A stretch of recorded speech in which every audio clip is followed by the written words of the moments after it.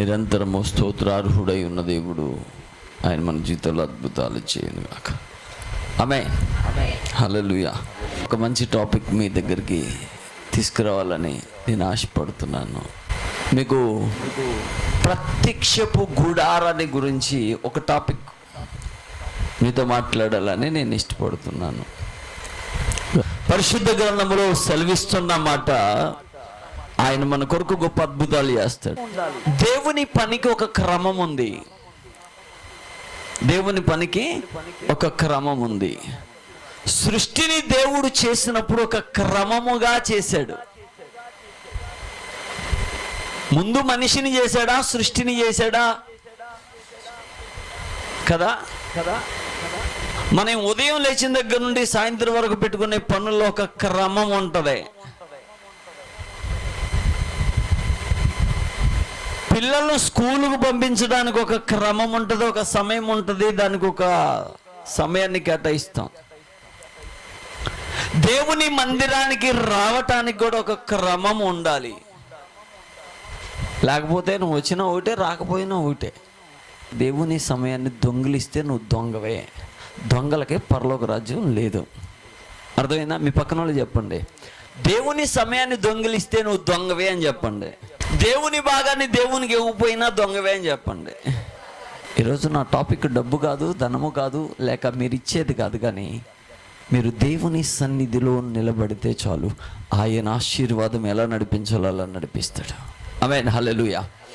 సరే, ప్రత్యక్షపు గుడారము పాళెములో సాయంత్రం మొదలుకొని ఉదయము వరకు కూడా అంట అగ్ని వంటి ఆకారము ఇజ్రాయెల్ ప్రజలకు కనబడుతూ వచ్చింది. దానినే మేఘ స్తంభము అని చెప్పారు. ఒక మేఘము ఇజ్రాయెల్ ప్రజలను కప్పుకుంటూ ఉంది, దాన్ని మేఘ స్తంభము అని అన్నారు. వారు ఎక్కడ బాప్తిసం తీసుకున్నారు అని అంటే ఎర్ర సముద్రములోను మేఘము కింద బాప్తిసం తీసుకున్నారు. అంటే ఇజ్రాయెల్ ప్రజలు ఎర్ర సముద్రంలో బాప్తిసం తీసుకొని వచ్చేసిన తర్వాత మిగతా సమయంలో 40 సంవత్సరాలు ఇజ్రాయెల్ యొక్క ప్రజల యాత్రలు, మరి వారికి బాప్తిసం కావాలిగా. అందుకే వారందరూ దేని కింద బాప్తిసం తీసుకున్నారంట? మేఘము కింద బాప్తిసం తీసుకున్నారు. ఒకే ఆహారం, ఒకే పానీయము వారు భుజించారు. అందుకే దేవుని సన్నిధిలో వారు బలిష్ఠులుగా ఉన్నారు. ఆమేన్. హల్లెలూయా. ఇప్పుడు పాళెములో ఆ యొక్క అగ్ని వంటి ఆకారము కనబడిందంట. ఏం కనపడింది? దేవుని వాక్యం అంటున్న మాట ఏంటో తెలుసా? దేవుడు వెలుగై ఉన్నాడు, దేవుడు మేఘస్తంభమై ఉన్నాడు. మనం ఆరు బయట సాయంత్రం పూట కూర్చున్నప్పుడు మేఘాలు కమ్మేసినప్పుడు అలా చూస్తూ ఉంటే ఆ మేఘాల్లో చాలా ఆర్ట్స్ కనబడతా ఉంటాయి. ఒక పెద్ద కొండల మధ్యలో ఏదో నడుచుకుంటూ వెళ్ళినట్టుగా, ఒక గుర్రం లాగా, ఒక ఏనుగులాగా, ఒక కుక్కలాగా, ఒక పందిలాగా, ఒక పెద్ద కిరీటం లాగా, ఒక మనిషి నడుచుకుంటా ఉన్నట్టుగా, ఒక మనిషి కూర్చున్నట్టుగా, ఒక మనిషి పరిగెడుతున్నట్టుగా, నలుగురు నడుతున్నట్టుగా ఆకారాలు కనబడతాయి. ఏంటి? మేఘాలు. మనం చూస్తూ ఉండగానే క్షణాల మీద ఏమవుతాయో తెలుసా? అలా మిళితమైపోతాయి, కలిసిపోతూ ఉంటాయి, లైమ్ అయిపోతూ ఉంటాయి. అంటే అవి స్ప్రెడ్ అయిపోతూ ఉంటాయి, మళ్ళీ వాటి ఆకారం చెడిపోతూ ఉంటుంది. కానీ ఇజ్రాయెల్ ప్రజల మీద ఉన్న మేఘం అంతా చెదిరిపోలేదు గాలికి. ఇజ్రాయెల్ ప్రజల మీద ఉన్న మేఘం అంతా తరిగిపోలేదు. ఇజ్రాయెల్ ప్రజల మీద ఉన్న మేఘము ఏ మాత్రము కూడా పలసనవ్వలేదు. ఇజ్రాయెల్ ప్రజల మీద ఉన్న మేఘము వారికి ఏమిచ్చిందో తెలుసా? ఒక మంచి వెలుగునిచ్చింది. ఆ యొక్క మేఘము వారికి ఏమిచ్చిందో తెలుసా? ఒక ధైర్యం ఇచ్చింది. ఆ మేఘములో నుండి దేవుని స్వరము ప్రజల మధ్యలోకి దిగి వచ్చింది. ఆ యొక్క మేఘములో నుండి దేవుని మాట ఇజ్రాయెల్ ప్రజలకు అందించబడింది. ఆ మేఘము దిగి వస్తే వారు అక్కడ స్టే చేయాలి. రోజైనా 2 రోజులైనా కింద వచ్చిన వాళ్ళు చదువుకుంటూ వెళ్తే, నెలైనా సంవత్సరమైనా అక్కడ మేఘం ఆగితే వారు గుడారాలు వేసుకుని అక్కడ ఉండాల్సిందే. అది దేవుని చిత్తం అంట. దేవుని మాట చొప్పున నడిచిన ప్రజలు అని రాయబడి ఉంది. ఈ రాత్రి ఈ పైటికాల సమయంలో నువ్వు దేవుని మాట చొప్పున నడుస్తున్నావా? ఆయన మాట చిత్తము ప్రకారముగా నీవు వెళ్తున్నావా? ఆయన రాజ్యము ప్రకారముగా వెళ్తున్నావా? ఆయన ఉద్దేశాల ప్రకారంగా వెళ్తున్నావా? లక్షల మంది ప్రజలకు ఒక క్రమం ఉంది. అదేంటో తెలుసా? ఆ గుడారం మీద నుండి మేఘము పైకి లేస్తే ఇక అన్ని ప్యాక్ చేసుకొని నడుచుకుంటూ వెళ్ళిపోవాలి. అది రాత్రి అయినా, పగలైనా, మధ్యాహ్నమైనా, మిట్ట మధ్యాహ్నమైనా, అర్ధరాత్రి అయినా, తెల్లవారుజామైనా, సాయంత్రమైనా ఆ మేఘం కదిలితే ఇక అక్కడ మనుషులు ఉండటానికి లేదు. అదే మేఘం కదిలింది, లేవండి, గుడారాలు సర్దుకోండి, ఇక ప్రయాణము చేయండి అని వారు ప్రయాణం చేస్తూ వెళ్ళిపోయారు. 2 రోజులు ఆగి గుడారాలు వేసుకున్న దినాలు ఉన్నాయి, నెల రోజులు ఆగి గుడారాలు వేసుకున్న దినాలు ఉన్నాయి, నెల రోజులు గుడారాలు వేసుకున్న దినాలు ఉన్నాయి, సంవత్సరము కూడా 2 సంవత్సరాలు కూడా ఒకే చోట స్టే చేసిన దినాలు ఉన్నాయి. ఎంత కాలానికి మనము కనానికి వెళ్తామో తెలియదు, కానీ దేవుని మాట చొప్పునే వెళ్ళాలి. ఎంత కాలానికి మనము దేవుని యొక్క కణాల్లోకి వెళ్తామో తెలియదు, కానీ అది దేవుని చిత్త ప్రకారంగానే పోవాలి. ఎంత కాలము ఈ నిరీక్షణ కాలము తెలియదు, కానీ అది దేవుని చిత్త ప్రకారంగానే పోవాలి. ఎంత కాలం ఎదురు చూడాలి ఈ కార్యాల కొరకు, కానీ అది దేవుని మాట చొప్పునే జరగాలి.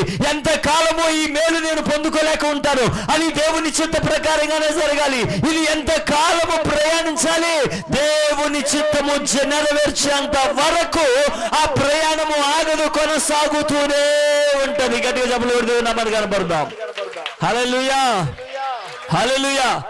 వారి ప్రయాణపు పద్ధతి మేఘం. ఇజ్రాయెల్ ప్రజలను నడిపించిన మేఘము వారిని అక్కడ కూర్చోబెట్టి దాటి మాయమైపోయి వెళ్ళిపోలేదు. ఎంత అద్భుతమైన విషయం అంటే 40 years 40 సంవత్సరాలు ఆ మేఘం అంట వారికి ఎండ తగలకుండా చల్లగా వారికి వాతావరణం ఇచ్చి ఎడారిలో, అరణ్యములో, మిద్యాన్ అరణ్యములో, సీనాయి అరణ్యములో, ఎడారిలో వారి దాటి వెళ్తున్నప్పుడు అంట ఆ మేఘం వారికి ఎలా ఉందో తెలుసా? ఒక మంచి ఏసీ లాగానే ఉంది. ఆ మేఘము కదలాలి అనంటే దేవుని వాక్కు చేత కదలాలి. మేఘంలో నుండి మాట వినబడిందంట, ఆకాశము నుండి మాట వినబడిందంట. ఆకాశమందున్న దేవుడు, మహాకాశముల పైన ఉన్న దేవుడు ఆయన అంట. అందుకే మోషే అంటాడు, అయ్యా నీ సన్నిధి రాని ఎడల నన్ను ఇక్కడి నుండి తోడుకొని పోవద్దు. ఆమె నీ సన్నిధి రాని ఎడల మమ్మల్ని ఇక్కడి నుండి తోడుకొని పోవద్దు. దేవుడంట ఆయనకి ఇష్టం లేకపోతే నిన్ను తీసుకెళ్ళి నీ దర్శనంలో పెట్టేస్తాడు, కానీ అది నీకు మహిమ, నీకు ఆశీర్వాదం కాదు, ఆయనకి మహిమ కాదు. దేవుని వాక్యం అంటుంది, ఆయనంట ఒక మాట అంటాడు, ఐగుప్తులో నుండి నేను మిమ్మల్ని బయటికి తీసుకొచ్చా. ఎక్కడ తీసుకొచ్చాడు ఆయన? ఇక మరలా మీరు ఐగుప్తును చూడరు అని అన్నాడు ఆయన. ఏం చూడరు అన్నాడు? ఐగుప్తును చూడరు అని చెప్పాడు ఆయన. ఐగుప్తుని మీరు చూడరు అని చెప్పిన మాట ఎంత అద్భుతమైందో తెలుసా? అంటే శాపము నుండి, పాపము నుండి, శోధన నుండి, బానిస బ్రతుకు నుండి, ఇక సాతాను కబంధ హస్తాల్లో నుండి దేవుడు బయటికి తీసుకొని వచ్చి ఆయన ఏం చేశాడు తెలుసా? విడిపించి, నేను మీకు తండ్రిగా ఉన్నా, నేను నడిపిస్తాను, నేను కోరుకున్న స్థలానికి, నేను ఏదైతే మీకు ఇస్తానన్నానో, అబ్రహాముతో ఏదైతే ప్రమాణం చేశానో, యాకోబుతో ఏదైతే నిబంధన చేశానో దాన్ని నెరవేర్చుటకు నేను మిమ్మల్ని బయటికి తీసుకొని వస్తున్నా అని చెప్పాడు. ఇదే విషయాన్ని ఒక ఆయన అన్నాడు, ఐగుప్తు దేశం దేవుడు ఎర్ర సముద్రాన్ని పాయలు చేసి ఇజ్రాయెల్ ప్రజలను బయట తీసుకొచ్చాడంట. వాడు అన్నాడంట, అదొక చిన్న పిల్ల కాలువ, తిన్నంగా దాటారు వాళ్ళు, అది కూడా పెద్ద గొప్ప అన్నాడంట. వీళ్ళకేం అర్థం కాల. ఏంటిది? ఆ తిన్నంగా అది ఒక చిన్న పిల్ల కాలువ, అక్కడ ఏముంది అని అంటే చిన్న ఏరు, అది దాటి వెళ్ళిపోయే పాయది అన్నాడంట. డిబేట్లో కూర్చొని ఆ పాస్టర్ గారికి ఏం చెప్పాలో అర్థం కాక ఆలోచించుకొని, ఓకే అండి, ఆ పిల్ల కాలువని ఇజ్రాయేలు ప్రజలు దాటి బయటికి ఒడ్డుకొచ్చారు. కానీ ఒక జరిగిన అద్భుతం ఏంటో తెలుసా? అందులో ఐగుప్తు రథములు, సైన్యము మొత్తం కొట్టుకుపోయి సచ్చారు అన్నాడంట. దేవునికి స్తోత్రం. ఎందులో పిల్లకాలంలో నువ్వు ఎప్పుడైతే మారు మనసు పొంది రక్షణ పొందినావో, దేవుని సందులోకి వచ్చావో, విడుదల పొంది ఉన్నావు. ఆమె నువ్వు చేరాల్సిన గమ్యం ఏంటిదయ్యా అంటే కనాను, అంటే పరలోకం. ఇది ఏ కాలమో తెలుసా? నిరీక్షణ కాలం. నీ దర్శనము చేరటానికి నిరీక్షణ కాలం. దేవుడు నీలో బలమైన కార్యాలు మొదలు పెట్టడానికి నిరీక్షణ కాలం. దేవుడు నీతో మాట్లాడిన మాట నెరవేర్చడానికి ఒక నిరీక్షణ కాలం.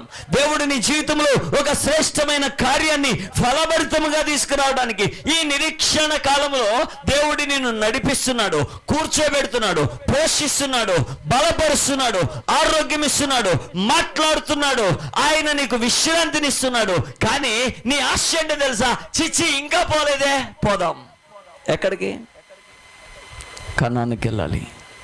ఈరోజు నీ మందిరమును నిలబెట్టాలి. అదేంటో తెలుసా?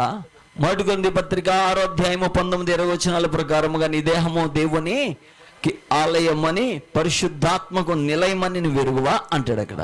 అంటే ఇప్పుడు నీ గుడారము నిలబెట్టిన మొదలుకొని ఈ గుడారము బలహీనమైందే, ఈ గుడారము పనికిరంది, ఈ గుడారము శిథిలమైపోయేదే, ఈ గుడారము బలహీనమైందే కాదంట. ఈ గుడారం మీదకి మేఘము కమ్ముకుంటుందంట, దేవుని సన్నిధి కమ్ముకుంటుందంట, ఈ గుడారం మీదకి దేవుని ఆత్మ కమ్ముకుంటుందంట, నీ గుడారం మీదకి దేవుని ఆత్మ బలముగా వస్తుందంట, నీ గుడారం మీదకి దేవుని శక్తి దిగొస్తుంది, అగ్ని స్తంభము దిగొస్తుంది, మేఘ స్తంభము దిగొస్తుంది, దేవుని శక్తి దిగొస్తుంది. శత్రువులను ఎదిరించే అధికారం ఇవ్వబోతున్నాడు, శత్రువులను కొట్టగలిగినంత బలాన్ని ఇవ్వబోతున్నాడు, ప్రతిదీ జయించగలిగినంత అభిషేకాన్ని దేవుడు క్యారీ చేసే విధముగా దేవుడైన మహిమతో నేను నింపబోతున్నాడు. తిరిగి ఒక నూతనమైన బలాన్ని దేవుడు ఇవ్వబోతున్నాడు. ఆ మేఘము ఎలాంటిదో తెలుసా? ఆ అగ్నిస్తంభం ఎలాంటిదో తెలుసా? కనానుకు చేర్చి అంత వరకు నిన్ను వదిలిపెట్టని అంత దర్శనము కలిగిన మేఘము అది.